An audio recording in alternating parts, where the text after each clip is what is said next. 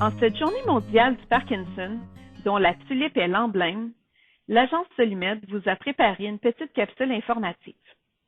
La maladie de Parkinson toucherait environ 100 000 Canadiens, dont 25 000 Québécois.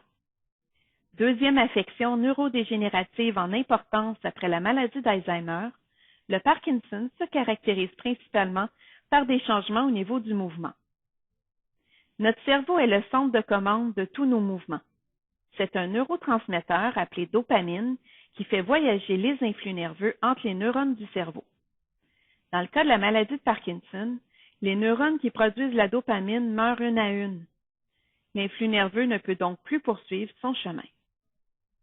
Les symptômes les plus courants sont les tremblements, les troubles d'équilibre, la rigidité musculaire et la lenteur dans les mouvements.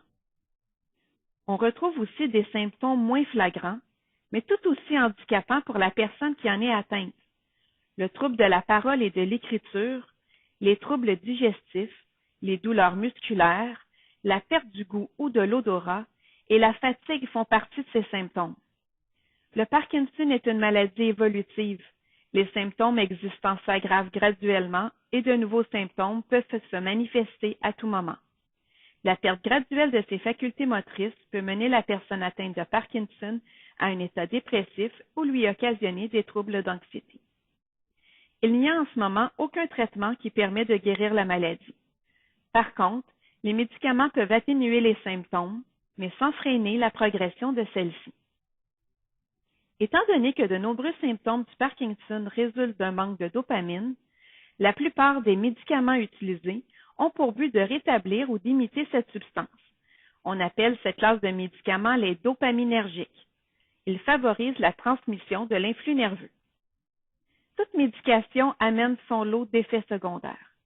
Les molécules dopaminergiques provoquent quant à elles deux effets secondaires plus indésirables.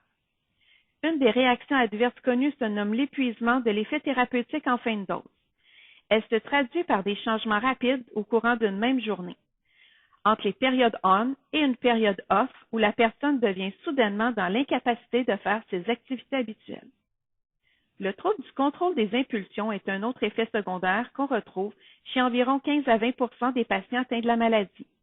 Il se caractérise par un ensemble de pulsions et de comportements excessifs. En général, la dose de dopaminergique peut être rectifiée pour réduire ou contrôler ces comportements. Comme soignants, nous devons avoir en tête de reconnaître l'apparition de ces effets indésirables.